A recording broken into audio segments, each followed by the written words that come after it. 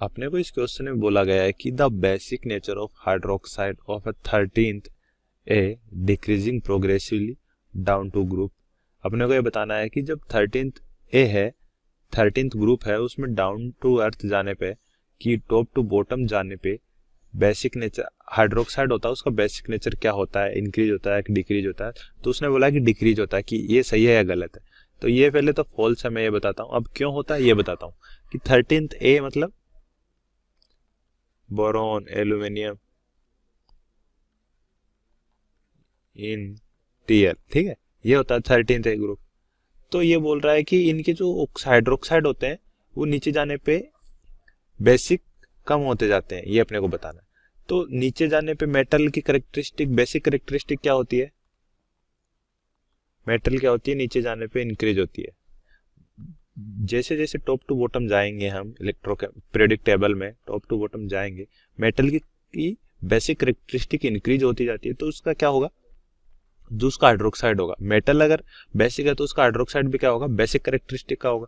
तो नीचे जाने पे क्या होगा, बेसिक करेक्टरिस्टिक डिक्रीज ना होकर इंक्रीज होगी। क्यों इंक्रीज होगी, क्योंकि नीचे जाने पे, टॉप टू बॉटम जाने पे पीरियोडिक टेबल में बेसिक करेक्टरिस्टिक इंक्रीज होती है, इसलिए उनके हाइड्रोक्साइड भी बेसिक ही होंगे। ठीक है, तो ये अपना स्टेटमेंट फॉल्स था, यही अपना आंसर होगा।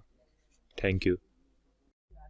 क्वेश्चन एक स्टेटमेंट देवा, यानी एक स्टेटमेंट दिया, इसको अपने को ट्रू और फॉल्स बताना है। तो Al2 स्टेटमेंट क्या है कि Al2Cl6 में सभी एल्यूमिनियम क्लोराइड बॉन्ड इक्वल होते हैं। तो पहले Al2Cl6 के स्ट्रक्चर बनाते हैं। तो एल्यूमिनियम, ये होगा क्लोराइड, क्लोरीन, ये क्लोरीन, ये एल्यूमिनियम, ये क्लोरीन, ये क्लोरीन एंड ये क्लोरीन।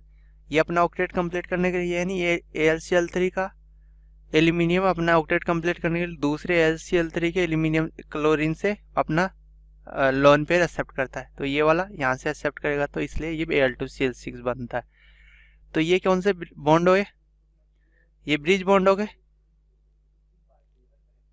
Bridge bond.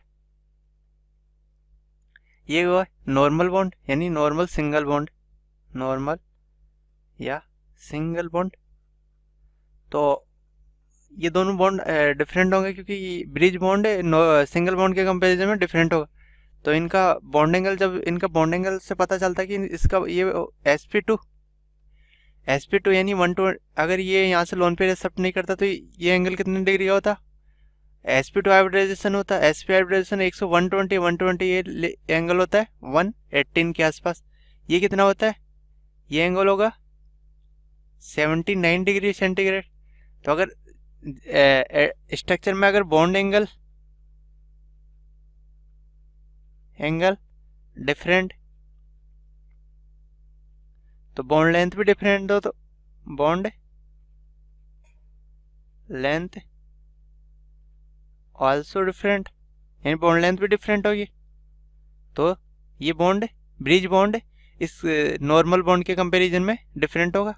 तो यानी फोर एल्यूमिनियम, 4 बॉन्ड ये सेम होंगे, बाकी 2 ब्रिज बॉन्ड डिफरेंट होंगे इनसे। Bridge bond different. तो ये ट्रू हुआ या फॉल्स हुआ, फॉल्स हुआ क्योंकि इक्वल नहीं होते। Thank you. क्वेश्चन क्या है कि जब B2H6 के 3 मोल रिएक्ट करते हैं मेथेनॉल के साथ, तो कितने नंबर ऑफ प्रोडक्ट में, कितने नंबर ऑफ मोल्स प्रोडक्ट के बनते हैं जो बोरॉन रखता है। तो सॉल्यूशन देखते हैं इसका। जब B2H6 की रिएक्शन अपन मेथेनॉल के साथ करते हैं, यानी CH3OH के साथ करते हैं, तो क्या बनेगा, या मेथेनॉल हाइड्रोक्साइड बाहर निकलेगा तो ये क्या बनेगा, बोरॉन OCH3, ये बन जाएगा 3 प्लस क्या निकलेगा, हाइड्रोजन गैस बाहर निकलेगी। तो इसके यहाँ इसको बैलेंस, यानी इसको मोल निकालने के लिए पहले इसको बैलेंस करना पड़ेगा। तो इधर बोरॉन 1 2, तो इधर भी 2, तो यहाँ कितना हो जाएगा 3 × 2 6, तो यहाँ भी 6, ये 6 हुआ। तो बैलेंस रिएक्शन है। अब इसने दिया है कि इसके 3 मोल दे रखे हैं, 3 मोल। तो मोल कॉन्सेप्ट से करते हैं, कॉन्सेप्ट से। Mole of B2 H6 upon 1, ये हुआ 1, यानी मल्टीप्लिकेशन फैक्टर B2H6 का 1 इक्वल टू मोल ऑफ, यही तो ट्राई मैथोक्सी बोरेट, इसका ट्राई मैथोक्सी बोरेट। तो मोल ऑफ BOCH3 अपॉन इसका फैक्टर कितना है 2, तो B2H6 के mole 3 upon 1 equal to mole of trimethoxy borate. तो इसके ट्राईमेथोक्सी बोरेट के mole of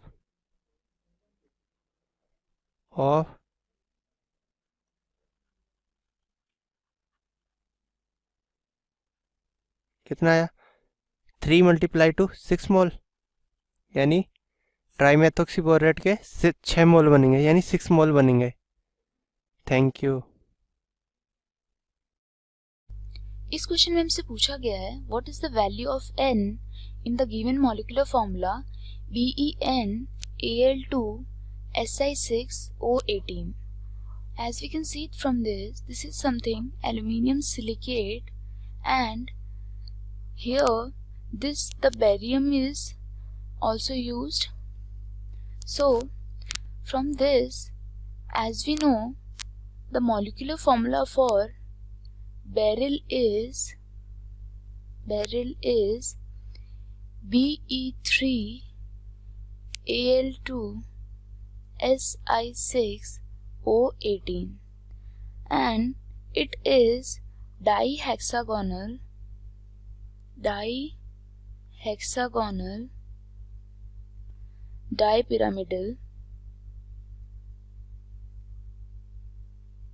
dipyramidal structure,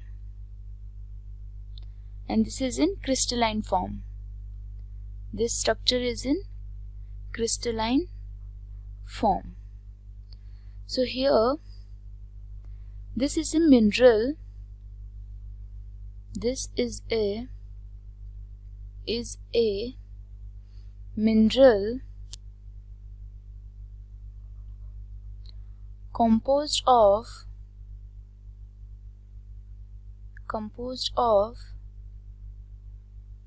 beryllium, aluminium,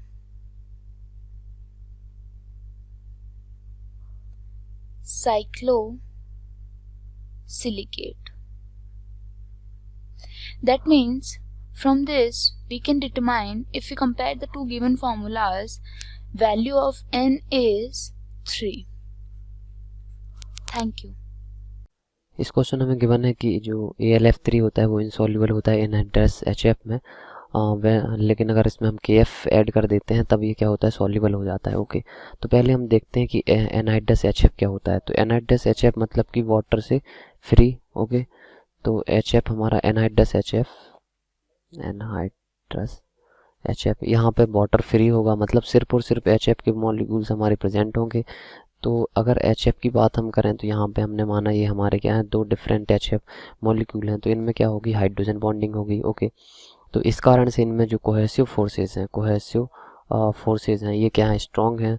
तो ये क्या होंगे, किसी दूसरे एलिमेंट के साथ में या कंपाउंड के साथ में बॉन्ड नहीं बनाएंगे या फिर बनाना प्रेफर नहीं करेंगे। इस कारण से जो AlF3 है इसमें क्या रहेगा, इनसॉल्युबल रहेगा। बट जब हम इसमें क्या डाल देंगे, KF डाल देंगे, तो KF डालने के बाद ये क्या करेगा, कंपाउंड बना लेगा, AlF6 बना लेगा। ओके, ये हमारा कंपाउंड रहेगा, तो इस पे टोटल -3, तो यहाँ पे K3, तो ये हमारा क्या बनाएगा, एक कॉम्प्लेक्स बना लेगा, जिसके कारण से हमारा क्या होगा, कम्प्लीटली सॉल्युबल रहेगा। तो यहाँ पे 3 से मल्टीप्लाई कर देंगे। ओके, तो ये इस कारण से क्या होगा, ये सॉल्युबल कॉम्प्लेक्स बना लेगा। तो इस कारण से के एफ ऐड करने पे क्या होता है, सॉल्युबल होता है। इसके बाद हम क्या करते हैं, BF3 ऐड करते हैं, तो हमारा ये सॉल्युबल कॉम्प्लेक्स बन गया। फिर हम जब BF3 ऐड करते हैं तो BF3 ऐड करने से क्या होगा, ये BF3 होता है हमारा स्ट्रॉन्ग एसिड है। स्ट्रॉन्ग एसिड है तो ये क्या करेगा, F को यहाँ से डिस्प्लेस कर देगा AlF6 से, और ये हमारा फॉर्म कर लेगा KBF4। ओके, और जो हमारा AlF3 था वो फिर से हमारा क्या हो जाएगा, प्रेसिपिटेट हो जाएगा।